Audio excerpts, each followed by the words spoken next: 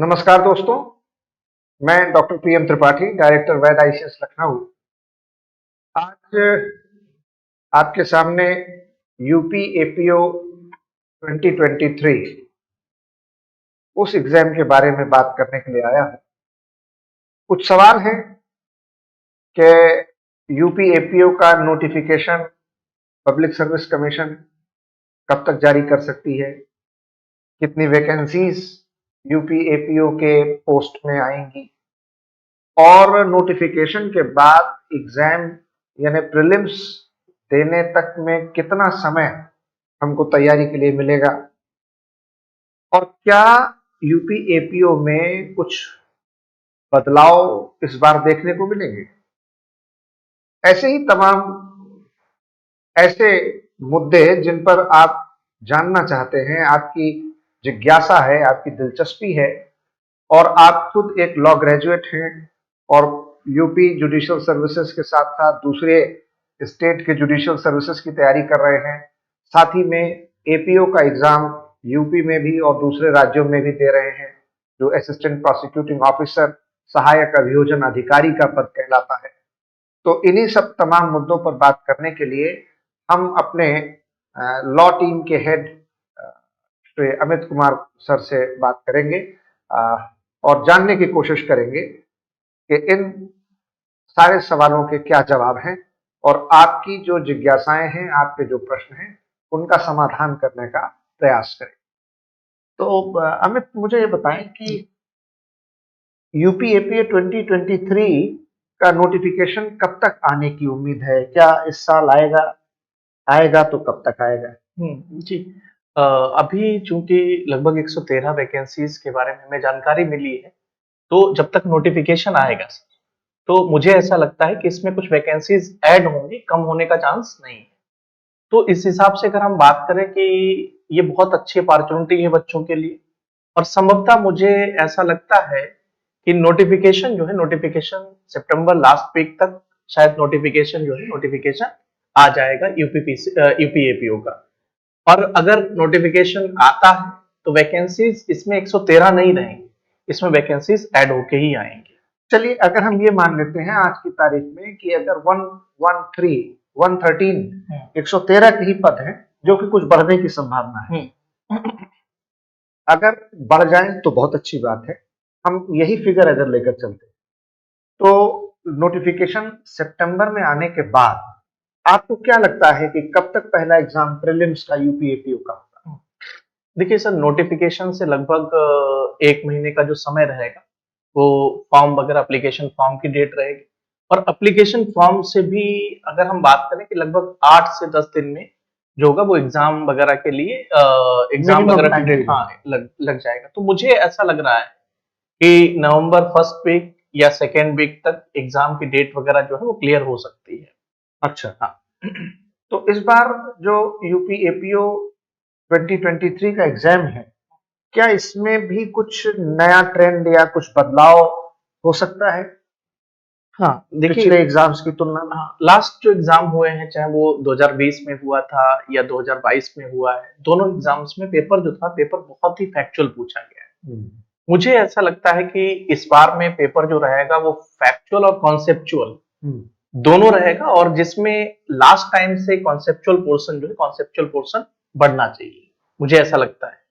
तो उस हिसाब से अगर हम बात करें कि जो लोग केवल फैक्ट्स तैयार कर रहे हैं, मुझे ऐसा लगता है कि उनको कॉन्सेप्ट पर भी इक्वली जोर देना चाहिए और कॉन्सेप्चुअल पोर्शन में केवल वही पोर्शन पढ़े जो मेंस के पॉइंट ऑफ व्यू से इंपॉर्टेंट है। हर चीज मेंस के पॉइंट ऑफ व्यू से इंपॉर्टेंट नहीं है, तो जो चीजें मेंस के पॉइंट ऑफ व्यू से इंपॉर्टेंट है, केवल उन चीजों को मेंस के पॉइंट ऑफ व्यू से पढ़ना चाहिए।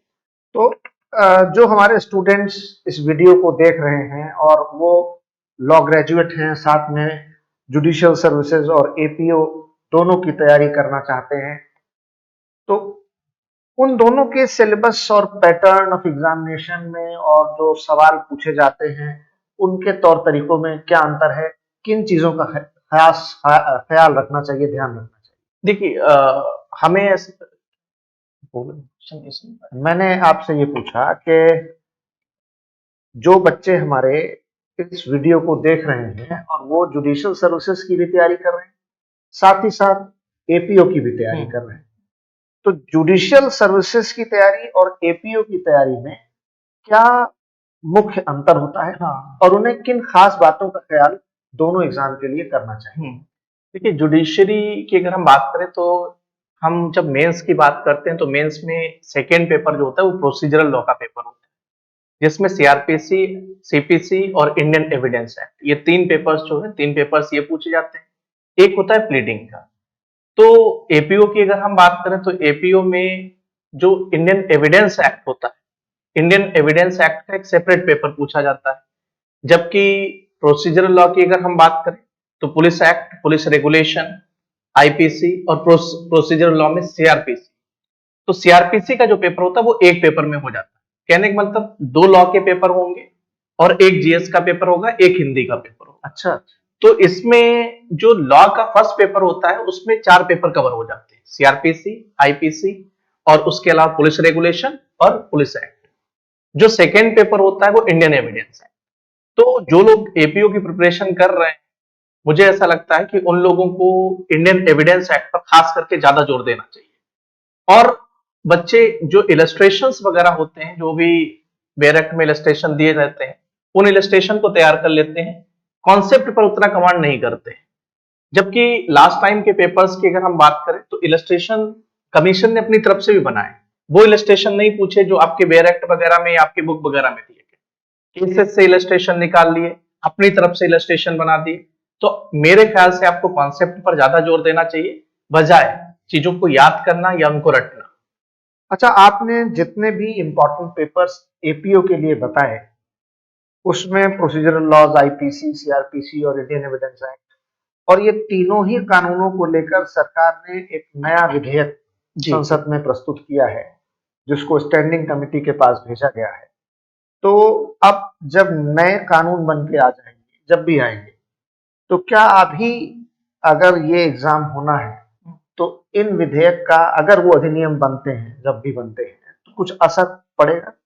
सर मुझे ऐसा तैयारी लगता है नहीं, इतनी जल्दी तो ऐड नहीं होना चाहिए, क्योंकि मैं अगर बात करूं रेवेन्यू कोड 2006 का था, उसके बाद 2016 में इसको लागू करवा दिया गया। यूपी पीसीएसजे 2016 का एग्जाम हुआ, 2018 का एग्जाम हुआ, अब जाके 2023 में जब मेंस का एग्जाम हुआ, टोटल मुझे लग रहा है कि 7 साल का लगभग समय लगा। 7 साल बाद वो पेपर जो है वो पेपर ऐड किया गया सिलेबस में। तो मुझे ऐसा नहीं लग रहा है कि अगर कुछ चेंजेस वगैरह हो जाते हैं तो 2 से 3 साल का समय मुझे लग रहा है कि लगेगा, जो सिलेबस में आईपीसी, नया आईपीसी, नया एविडेंस, नया सीआरपीसी जो है उसको ऐड किया जाए। इतनी जल्दी नहीं ऐड होगा। यानी कि अगर आने वाले संसद के शीतकालीन सत्र में 2023 नवंबर दिसंबर में अगर मान लें ये पारित भी हो जाता है, तो भी इस बार के परीक्षा पर इसका कोई असर नहीं पड़ेगा। और मेरा ऐसा मानना है कि पुराने एक्ट्स जो हैं, जो प्रोविजंस हैं, वो इररिलेवेंट नहीं होंगे, उनकी रेलेवेंसी फिर भी बनी रहेगी। जैसे 2018 मेंस का एग्जाम हुआ, तो 2018 में मेंस का एग्जाम हुआ और सीआरपीसी का एक प्रोविजन 41, जिसमें 2010 में अमेंडमेंट हो चुका था, तो 2010 के अमेंडमेंट से पहले की स्थिति क्या थी उसको 2018 में पूछ लिया गया। अच्छा, तो पुराने एक्ट्स जो है उनकी रेलेवेंसी फिर भी बनी रहेगी। ऐसा नहीं कि नए एक्ट आ जाते हैं या नई चीजें आ जाती हैं तो उससे रेलेवेंसी खत्म हो जाएगी। मेरा एक आपसे आखिरी सवाल ये है कि अब अगर सितंबर अक्टूबर में नोटिफिकेशन आता है और एग्जाम जब भी होते हैं, तो जितना टाइम बचा है उसके लिए हम लोग अपना क्या कोई ऑनलाइन या ऑफलाइन बैच शुरू करेंगे? बैचेस अगर करेंगे तो उसका ड्यूरेशन क्या होगा, और लगभग कब आपने प्लान किया है न्यू बैचेस को लॉन्च करने के? सर प्रीलिम्स के लिए अगर हम बात करें, प्रीलिम्स का हम एक अलग क्रैश कोर्स लॉन्च करते हैं, जिसमें हम फैक्चुअल अप्रोच को ज्यादा रखते हैं और कॉन्सेप्चुअल अप्रोच को थोड़ा सा कम रखते हैं। लेकिन इस बार में हम फैक्चुअल और कॉन्सेप्चुअल अप्रोच को इक्वली लेकर के चलेंगे। दूसरी चीज, जो पुलिस एक्ट और पुलिस रेगुलेशन है, तो उसमें केवल और केवल हमें फैक्ट जानना है, उसमें कॉन्सेप्ट जानने की आवश्यकता नहीं। फिर उसके बाद में जब प्रीलिम्स एग्जाम हो जाएगा तो प्रीलिम्स एग्जाम के बाद में और मेंस के बीच में, क्योंकि इसमें सब्जेक्ट्स कम हैं, तो क्रैश कोर्स में हम जो भी प्रीवियस ईयर्स के क्वेश्चंस हैं उन क्वेश्चंस के अकॉर्डिंग या जो एक्सपेक्टेड क्वेश्चंस हैं उनके अकॉर्डिंग जो होगी प्रिपरेशन करवाएंगे। तो इस तरीके से जब हम प्रिपरेशन करवाएंगे तो हमें पूरा सब्जेक्ट पढ़ने की आवश्यकता नहीं पड़ेगी। और जो हम सब्जेक्ट पढ़ेंगे इस तरीके से, तो उसमें ये होगा कि लगभग 98 या 95% हम उस एरिया को कवर कर लेंगे जो एग्जाम के पॉइंट ऑफ व्यू से रेलेवेंट होगा, और कम से कम कंटेंट में हम अपना सिलेबस जो होगा सिलेबस भी कंप्लीट कर लेंगे। तो कोई एक संभावित तिथि, कोई डेट बता सकते हैं कब से हम लोग नया बैच लॉन्च कर रहे हैं? हाँ, हम इस बैच को सितंबर लास्ट तक हम लॉन्च कर देंगे, और अगर उससे पहले अगर आवश्यकता हुई तो उससे पहले भी इस बैच को लॉन्च कर सकते हैं। तो संभवतः या तो सेकेंड वीक या थर्ड वीक में हम इसको लॉन्च कर दें। तो दोस्तों, आप में से जो भी लोग यूपी एपीओ 2023 की तैयारी करना चाहते हैं, अगर आप हमसे जुड़ना चाहते हैं, आपकी तैयारी में हम आपके मार्गदर्शन, आपकी कुछ सहायता कर सकते हैं, आपको इस सेवा में सफलता के लिए कुछ प्रयास कर सकते हैं, तो आप हमारे इन बैचेस को ज्वाइन कर सकते हैं, जिसके लिए जो कॉन्टैक्ट नंबर और एड्रेस दिए गए हैं, आप उस पर संपर्क कर सकते हैं। हम सभी की शुभकामनाएं आपके साथ हैं। आप सफल हों और अपने जीवन में एक बेहतर भविष्य का निर्माण करें। इसके लिए बहुत बहुत शुभकामनाएं और ईश्वर से प्रार्थना। धन्यवाद।